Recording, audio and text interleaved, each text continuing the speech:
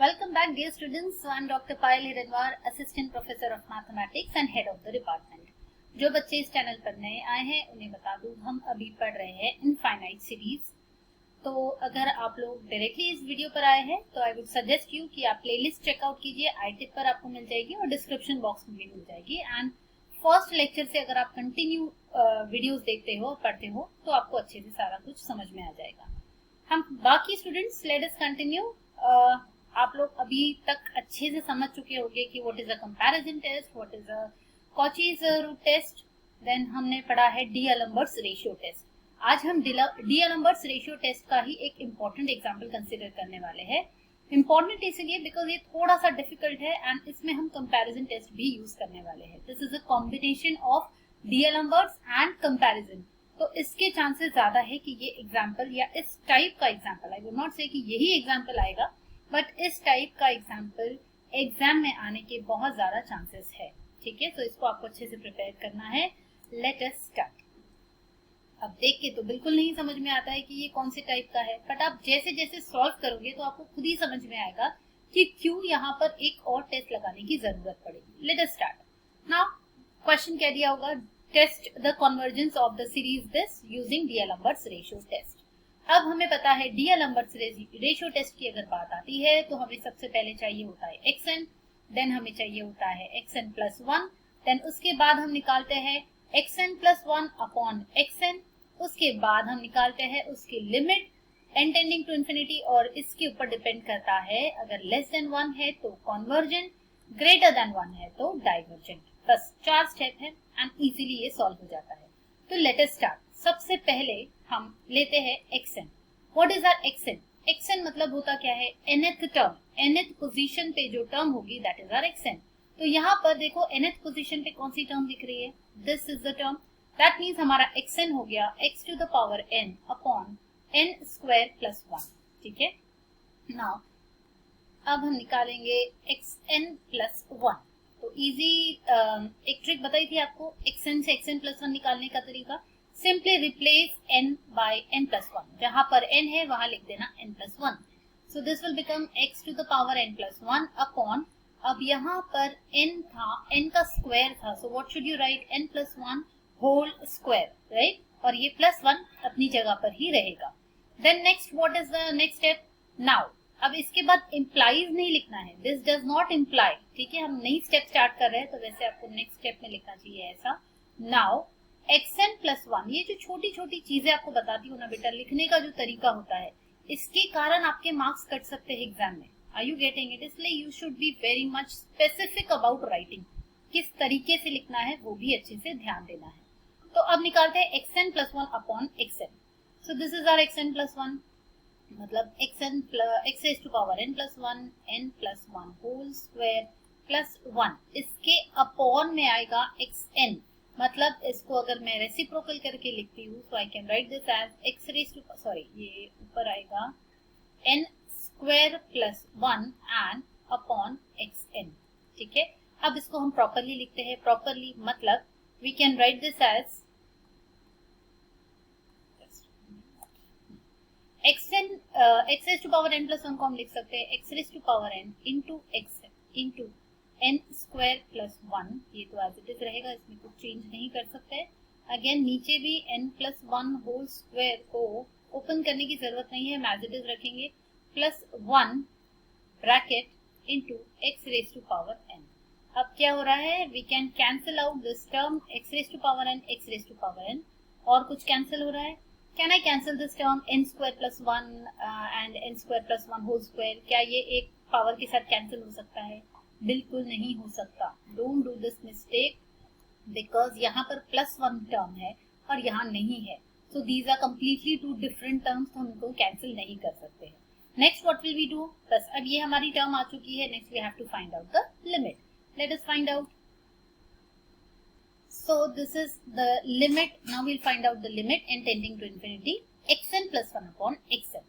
अब लिमिट हमने जब लिखी तो हमें दिख रहा है कि ये जो x वाली टर्म है, ठीक है, दिस इज अ कांस्टेंट, तो हम इसको लिमिट के बाहर निकाल सकते हैं। We can write this as x into limit n tending to infinity, because limit n के ऊपर है, सो x को हम अंदर लिखे या बाहर लिखे डजंट मैटर।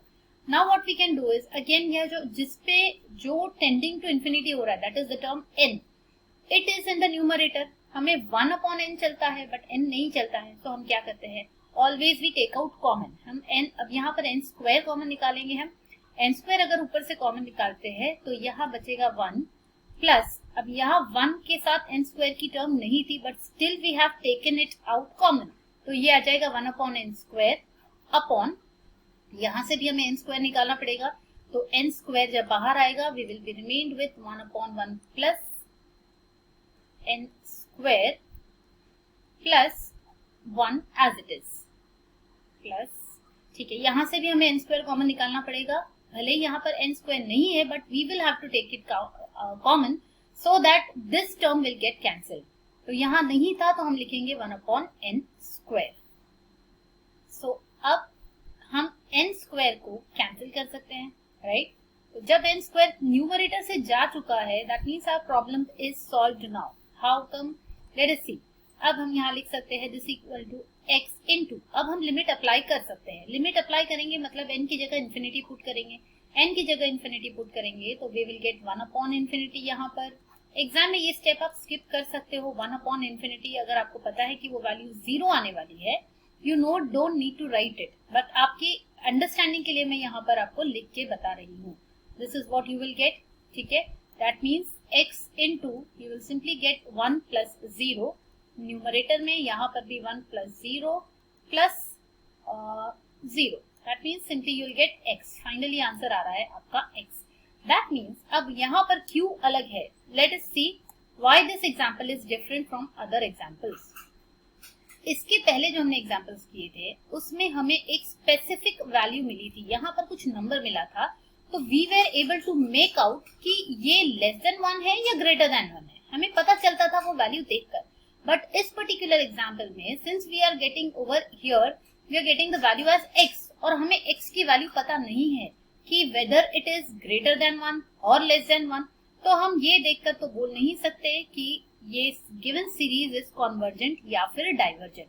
तो हम क्या लिखेंगे, in this particular case we will write like this. Therefore by D'Alembert's ratio test, given series will be convergent. कब कॉन्वर्जेंट होती है, जब लिमिट की वैल्यू लेस देन 1 होती है, बट लिमिट की वैल्यू क्या है x, तो ये कॉन्वर्जेंट कब होगी, will be convergent when x is less than 1. जब ये x की वैल्यू लेस देन 1 होगी तो it will be convergent. And it will be divergent. And divergent कब होगी, जब x की वैल्यू when x is greater than 1. Are you getting it? Because हमें यहाँ स्पेसिफिक वैल्यू पता नहीं है, कोई नंबर नहीं मिल रहा है, इसीलिए हम इस तरीके से एग्जाम में लिखेंगे. Right, is it clear? अब ये बताइए मुझे कि ये टेस्ट लेस देन 1 और ग्रेटर देन 1 के लिए तो हमें पता है, बट मान लो अगर x की वैल्यू 1 हो जाती है, इफ x इज बिकम्स 1 तब क्या होगा. तो इन दैट केस अगर कभी भी D'Alembert's रेशियो टेस्ट से आपको सॉल्व करने को कहा गया है और लिमिट की वैल्यू 1 आ जाती है, तो we say that the test fails. क्या बोलते हैं हम, द टेस्ट फेल्स. तो यहां हम लिखेंगे for x equal to 1 test fails. कब फेल होती है, बिकॉज हमें ये नहीं पता कि जब लिमिट की वैल्यू 1 है देन लिमिट इज 1 तब क्या होगा. इसके लिए D'Alemberts ने हमें कुछ दिया ही नहीं है. उसने ये बताया था कि अगर लेस देन 1 है तो कन्वर्जेंट, ग्रेटर देन 1 है तो डाइवर्जेंट, बट 1 आ गई तो क्या, तो ये टेस्ट फेल हो जाती है. और अगर टेस्ट फेल हो जाती है दैट डजंट मीन कि हम इसको यहीं पर छोड़ देंगे. अगर टेस्ट फेल होती है तो हमें कोई दूसरी टेस्ट से इसको आगे सॉल्व करना होगा. That means see what we are suppose to do. अगर x की वैल्यू 1 हो जाती है तो हमारा जो xn है, what was our xn, now xn is equal to, just a minute, xn की वैल्यू थी x raise to power n upon n square plus 1. Yes. So this is the value for xn. This was our value, given value for xn. तो अगर यहाँ पर for x equal to 1 अगर हम put कर देते हैं तो xn क्या होगा. implies xn is equal to, yes, xn हो जाएगा x upon n square plus 1, sorry x नहीं, x की वैल्यू 1 है तो ये हो जाएगा 1 अपॉन n स्क्वायर प्लस 1, ठीक है। अब ये xn के साथ आपको ये सोचना है कि नाउ व्हाट टू डू, इसको इस xn ये वाली सीरीज को आप कैसे सॉल्व करें ताकि हमें पता चले कि x की वैल्यू जब 1 है तो ये सीरीज का नेचर क्या होगा, कन्वर्जेंट डाइवर्जेंट, बिकॉज डी-एलेम्बर्ट्स तो फेल हो चुकी है। तो व्हेनेवर डी-एलेम्बर्ट्स रेशियो टेस्ट फेल्स तब हमारे पास एक ऑप्शन होता है टू यूज कंपैरिजन टेस्ट। इसीलिए मैंने आपको बोला था कि जब मैंने आपको कंपैरिजन टेस्ट पढ़ाया था कि चाहे कुछ भी हो जाए आप ये टॉपिक स्किप नहीं कर सकते। Comparison test is the most important test in the whole chapter of infinite series. ये कहीं पर भी बीच में से आ जाता है। तो देखो अब यहाँ पर हमें कंपैरिजन टेस्ट यूज करना है। आई होप जिन्होंने पहले वीडियोस देखे हैं उन्हें तो अच्छे से याद हो गया होगा कि how to solve using comparison test. तो क्या करते हैं हम कंपैरिजन टेस्ट में, इसके लिए हमें लगती है एक auxiliary series. I hope you all remember auxiliary series. क्या नाम देते हैं हम उस ऑक्सिलरी सीरीज को, इसको हम नाम देते हैं yn। तो सीरीज yn को फाइंड करने का एक शॉर्टकट बताया था आपको, क्या होता है, न्यूमरेटर में जो भी n की हाईएस्ट पावर वाली टर्म होती है उसको लिखना होता है। अब यहाँ कोई टर्म है ही नहीं तो 1 ही लिखेंगे।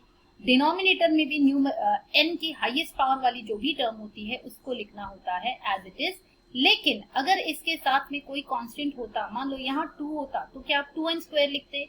नहीं, आपको कांस्टेंट्स को इग्नोर करके ओनली वो टर्म लिखनी होती है, ठीक है। ये भी इग्नोर करना है, कांस्टेंट भी इग्नोर करना है, ओनली द टर्म, राइट। सो यहाँ पर आ गया 1 अपॉन n स्क्वायर। ये बन गई हमारी auxiliary series. Once we get to auxiliary series, now what do we do? Comparison test में हम क्या करते हैं, हम ये देखते हैं कि ऑक्सिलरी सीरीज का नेचर क्या है। ये क्या दिख रहा है यहाँ पे, this is a p series, this is a p series with p equal to 2 and we know that p equal to 2 मतलब it is greater than 1 और greater than 1 के लिए p सीरीज होती है divergent. when p is greater than 1 the p series is always divergent। इसका मतलब हमारा जो ऑक्सिलरी सीरीज है हमारी वो डाइवर्जेंट है। तो अब क्या हम डायरेक्टली बोल सकते हैं कि बिकॉज ऑक्सिलरी सीरीज डाइवर्जेंट है तो हमारी गिवन सीरीज जो xn है वो भी डाइवर्जेंट होगी? नहीं, इनके बीच में एक स्टेप होती है। What is that step? We have to find limit n tending to infinity xn upon yn।